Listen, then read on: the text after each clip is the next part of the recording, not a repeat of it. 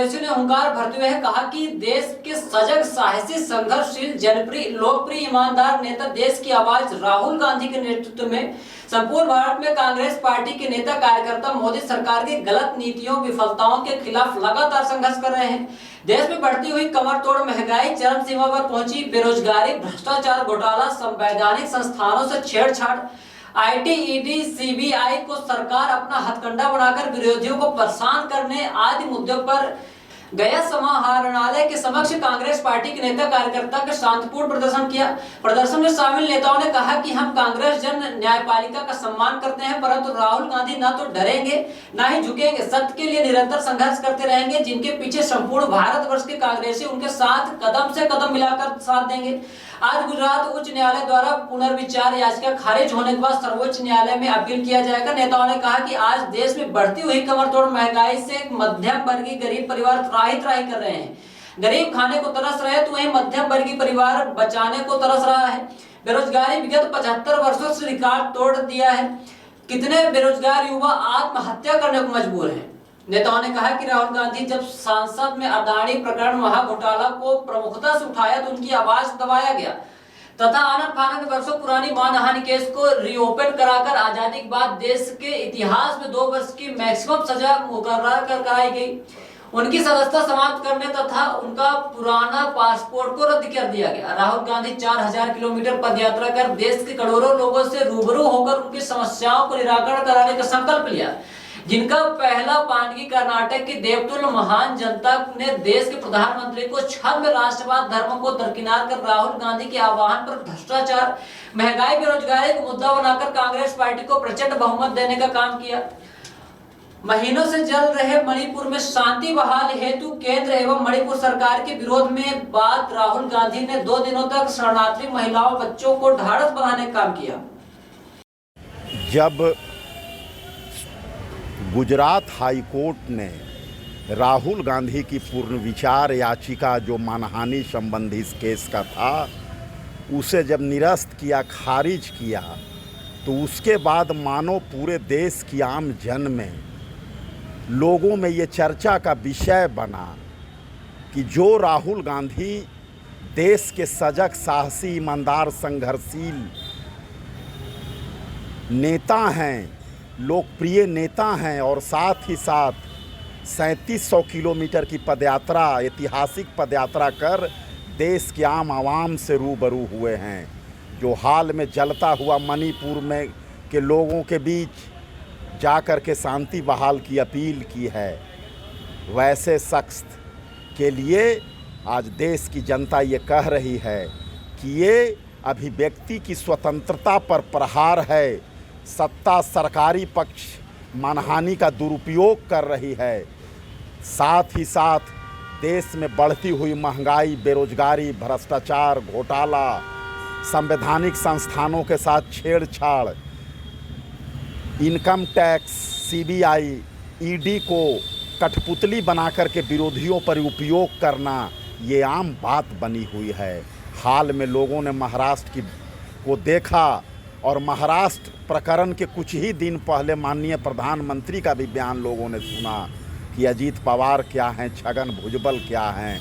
इसका मतलब ये है कि लोगों के बीच अब ये भी चर्चा है कि मोदी सरकार मतलब कि वॉशिंग मशीन है भ्रष्टाचार का, जिसे धुलाना है वो लाख वो कुकर्म करे, सीधे भाजपा में जाए और वॉशिंग मशीन में सफ़ेद हो जाए।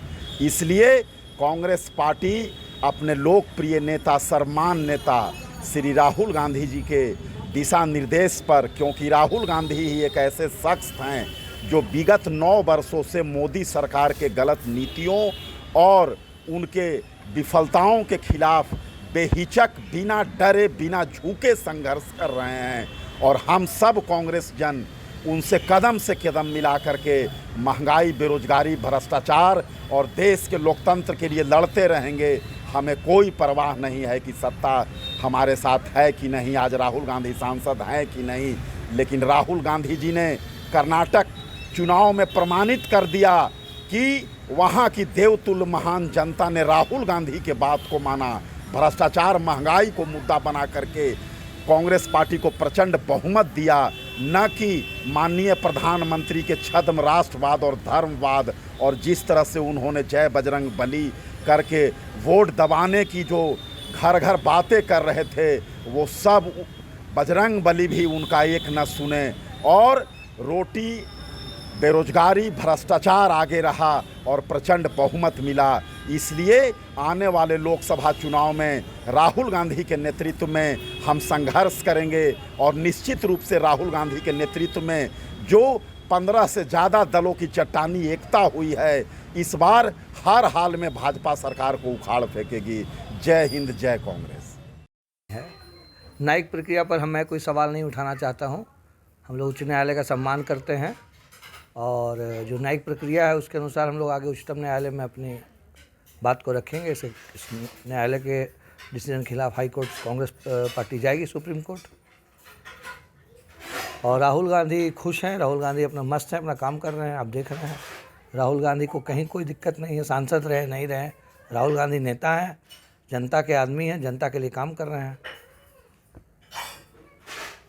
आप लोग क्या लग रहा है कि अभी चुनाव आ रहा है तब इस तरह की हथकंडे अपनाने जा रहे हैं कि देखिए, ये बात बिल्कुल स्पष्ट है। जिस दिन से राहुल गांधी भारत जोड़ो यात्रा जब शुरू किया था उन्होंने, तो कई लोग सवाल उठा रहे थे भारत जोड़ो यात्रा पूरी नहीं होगी, 10 दिन में वापस लौट जाएंगे।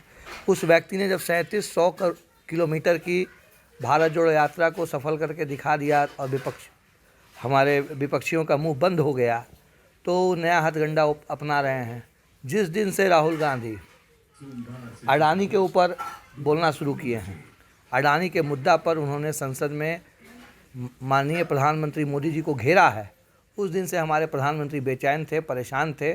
और एक केस जिस पर बोला कहीं और गया, केस कहीं और हुआ और उस केस में बोल करके राहुल गांधी को ज़बरदस्ती लोअर कोर्ट ने कहा कि आप माफ़ी मांग लीजिए।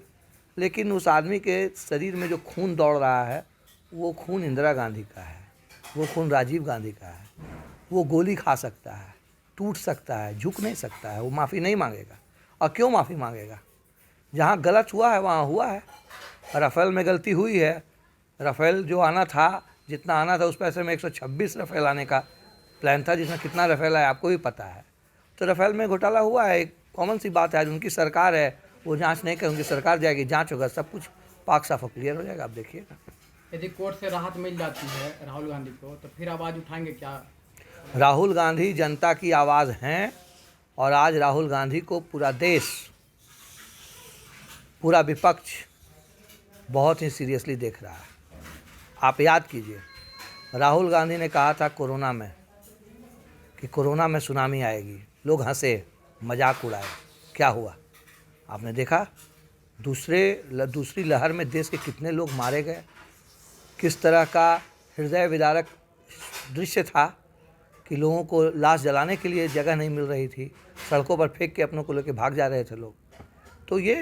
तो उन्होंने कहा था, मजदूर सड़क पे मारे जा रहे थे, मजदूर सड़क पे चल रहे थे, उनको एक व्यवस्था नहीं मिल रही थी आने जाने के लिए।